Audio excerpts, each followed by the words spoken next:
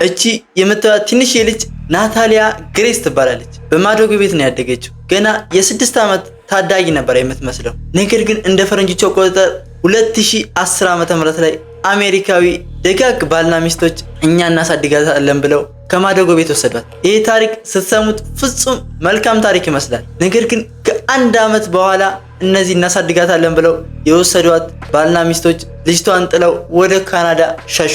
ፖሊስ ይዛቸው ምን እንዳሉ ታውቃላችሁ? እቺ ልጅ ሕፃን አይደለችም፣ እኛን ለመግደል የምትሞክር የ30 ዓመት አደገኛ ነፍሰ ገዳይ ናት ነበር ያሉት። ይቺ ልጅ ማን ናት? እውነት ምስኪን ሕፃን ናት ወይስ በሕፃን አካል የተሸሸገች ነፍሰ ገዳይ? ዛሬ መላ ዓለምን ያናወጠውን የናታሊያ ግሬስን እውነተኛ ታሪክ እንመለከታለን። እስከ ቪዲዮ መጨረሻ አብራችን ቆዩ። ታሪኩ ሲጀምር እንደዚህ ነው። እቺ ልጅ ማደጎ ቤት ነበር ያደገችው። ቤተሰቦቿ አቅም ስላልነበራቸው ማሳደጊያ ቦታ ሰጥተዋት ነበር። እናም በልጅነቷ እግሯ አካባቢ ከፍተኛ ጉዳት ደርሶባት ነበር። በዛም ምክንያት ቤተሰቦቿ አቅም ስላልነበራቸው ወደዚህ ማሳደጊያ ገባች። ነገር ግን ስትወለድ ጀምሮ አጥንቷ ላይ ችግር ነበረባት። የሆነ የእድገት ሆርሞኗ ትክክል አልነበረ። ክሪስቲና ሚካኤል ባርኔት የተባሉ ሁለት ባልና ሚስቶች ነበሩ። እዛ ከተማ ውስጥ የሚኖሩ 3 ልጆች አሏቸው። ነገር ግን በአካባቢው ላይ የተለያዩ ደጋግ ስራን በመስራት ይታወቃሉ። እናም እነዚህ ሁለት ባልና ሚስቶች ተስማምተው ለምን ከልጆቻችን ጋር የምትጫወት አንድ ከማደጎ ቤት ሌላ ልጅ ለምን አናመጣም ብለው ይስማማሉ። ሁለቱ ባልና ሚስቶችም ተስማምተው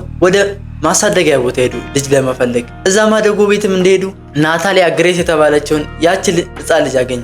እና ሁለቱም ባልና ሚስቶች ሲመለከቷት ልጅቷ እግሯ ላይ ጉዳት ደርሶባታል። እናም ደስ የምትል ፈገግታ ያላት የምታሳዝን ልጅ ነበረች። ሁለቱ ባልና ሚስቶችም የእሷን ለመውሰድ ተስማሙ። ናታሊያ ግሬስ እዛ ማደጎ ቤት ላይ የተመዘገበው እድሜዋ የ6 ዓመት ሕፃን ነበር። እነዚህ ሁለት ጥንዶችም ያንን ወረቀት ላይ የተሰፈረውን እድሜ ካዩ በኋላ ልጅቷን ይዘው ወደ ቤታቸው መጡ። ናታሊያ እንደነገርኳችሁ የአጥንት እድገት እክል ስለነበረባት በጣም አጭር ነበረች። ነገር ግን ወደ ቤት ከገባች ከመጀመሪያ ሳምንት ጀምሮ ነገሮች መበላሸት ጀመሩ። የምታሳየው ጸባይ፣ የምታደርጋቸው ድርጊቶች እንደ ልጅ አልነበር። ከልጆች ጋር መጫወት አትወድም። በቃ የምትሰራቸው ነገሮች የሆነ ልጅነትን አይገልጹም ነበር። እናትየው ክሪስቲና ልጆቿን አጣጥባ እሷንም ለማጠብ ስትሞክር አንድ የሚያስደነግጥ ነገር አየች። እቺ ያመጧት የ6 ዓመት ልጅ ናት የተባለችው ናታሊያ ሰውነቷ የህፃን ልጅ ሳይሆን ያዋቂ ነበር የሚመስለው። ልብሷን ስትወልቀው በቃ የሆነ እንዴት ብዬ ልግለጽላችሁ፣ ያዋቂ ነበረ።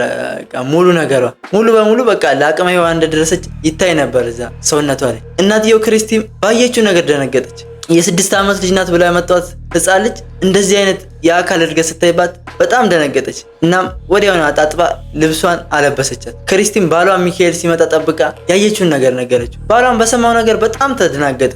እንዴት እንደዚህ ሊሆን ይችላል? የ6 ዓመት ህፃን ልጅ እኮ ናት ምናምን ብሎ ተከራከራት። ነገር ግን ያየችውን የምታውቀው እሷ ብቻ ናት። ይቺ ልጅ ግን በዚህ ብቻ አላቆመችም። ከ6 ዓመት ህፃን ልጅ የማይጠበቁ በጣም አስከፊ የሆኑ ቃላቶችን ትናገር ነበር። የሆነ አንዳንዴ እኮ ከህፃን ልጅ የሚወጣ ጣፋጭ የሆነ ንግግር አለ። ከዚች አንደበት ግን የሚወጣው የአዋቂ ንግግር ነበር። ከሌሎች ህፃናት ጋር መጫወት አትፈልግም። ቤት ውስጥም ካሉት ልጆች ጋር አትስማማም። ውጭ ላይም ካሉ ልጆች ጋር መጫወት አትፈልግም። ከጎረቤቶች ጋር ምናምን በቃ የአዋቂ ድርጊቶችን ነበር ማድረግ የምትፈልገው። የሆነ ግን ልጅቷ የምታደርገው ድርጊት ውዝግብግብ ያለ ነበር።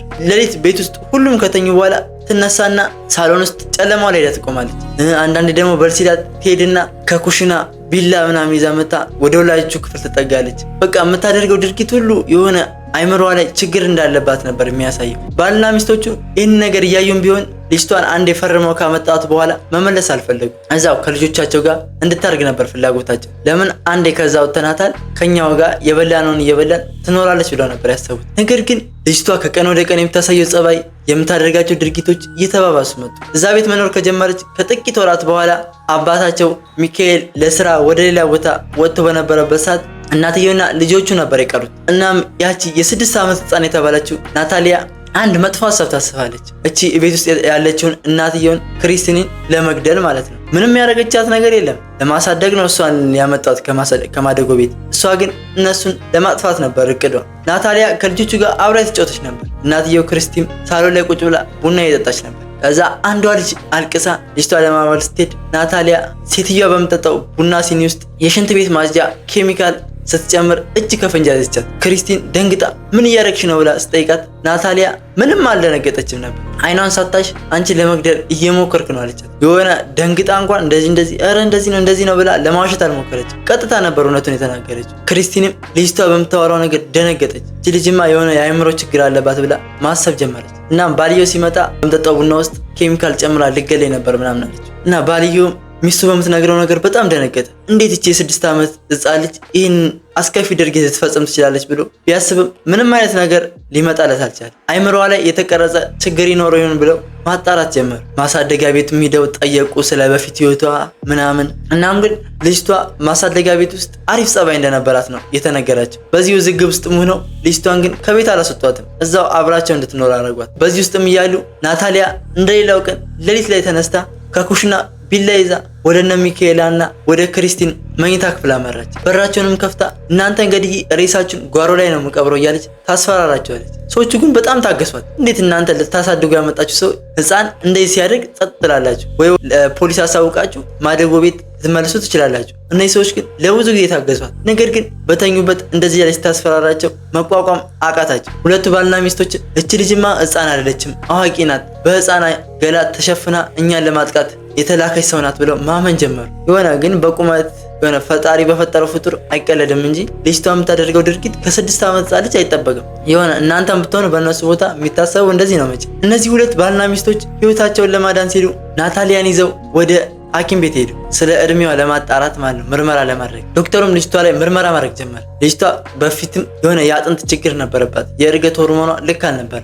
እና ያ ሲመረመር ያልጠበቁትን ነገር አገኙ። የናታሊያ ልደት ወረቀት ላይ የሚለው 2003 ዓመተ ምህረት ነበር ተወልዳለች የሚለው። ነገር ግን ትክክለኛዋ የተወለደችበት ቀን እንደ ፈረንጆቹ አቆጣጠር 1989 ዓመተ ምህረት ነበር። አዋቂ ሴት መሆኗ በምርመራው ተረጋገጠ። እነዚህ ባልና ሚስቶች ግን በጣም ደግ ነበሩ። የናታሊያን እድሜ ካረጋገጡ በኋላ ወደ ማደጎ ቤት አልመልሷትም። አፓርታማ ተከራይተውላት ለብቻዋ እሷን አስቀምጠዋት የቤት ኪራይ ከፍለውላት ለተወሰነ ወራት የሚሆናትን የምትበላው ምግብ አስቀምጠውላት እነሱ ወደ ካናዳ ከልጆቻቸው ጋር ሸሹ። የ6 ዓመት ህፃን ልጅ ተብላ የመጣችው ናታሊያም ለብቻዋ አፓርታማ ውስጥ መኖር ጀመረች። ታሪኩ እዚህ ላይ ቢያበቃ ጥሩ ነበር። ነገር ግን ከጥቂት ዓመታት በኋላ ፖሊሶች ወላጆቹን ክሪስቲንና ሚካኤልን ህፃን ልጅ ብቻዋን ጥላቸው በመሄድ በሚል ወንጀል በቁጥጥር ስር ዋላቸው። ለምን? ከማደጎ የተረከቡትን ህፃን ልጅ ለብቻዋ ነበር እዛ አፓርታማ ውስጥ ጥሏት ሄዱት። ማደጎ ቤት ግዴታ ማስረከብ ነበረባቸው ወይ ለፖሊስም አላሳወቁ። ናታሊያ በተለያዩ ሚዲያዎች ላይ እየቀረበች እያለቀሰች ታሪኳን መናገር ጀመረች። እኔ ባልፈጸምኩት ነገር ነው እየወነጀሉኝ የነበረው ብላ ማልቀስ ጀመረች። እነሱም ምን ያርጉ? ልጅቷ የምታደርገው የራሷ ችግር ነው እንጂ ጥለዋት እንዲሄዱ ያስገድዳቸው እነሱ እሷን ጥለው ለመሄድ ፈቃደኛ አልነበሩም። ያው ከሚኖሩበት ቦታ ነው ተፈናቅለው ወደ ሌላ ቦታ ሄዱ። እሷም የራሷን እውነት እያወጣች ነው፣ እነሱም ያለውን ነገር ለፖሊስ እያስረዱ ነው። እስካሁን ግን ፖሊስ ምንም አይነት ትክክለኛ መረጃ ሊያገኝ አልቻለም። ልጅቷ ትሆን ትክክል ወይስ ሰዎቹ ይሁን? እውነቱ እስከዛሬ ድረስ ሊወጣ አልቻለም። እና ውድ ተመልካቾቼ እናንተስ ምን ይመስላችኋል? ልጅቷ ህፃን ሳትሆን አጭበርባሪ ናት ወይስ ወላጆቹ ልክ አልሰሩ? ሀሳብ አስተያየታችሁን ኮሜንት ላይ ጻፉልኝ። ቪዲዮውን ላይክ፣ ሼር፣ ሰብስክራይብ ማድረግ እንዳይረሳ። እንዲሁም በቀጣይ በሌላ እውነተኛ ታሪክ እስከምንገናኝ ድረስ በያላችሁበት ሰላማችሁ ይብዛል። ቻው።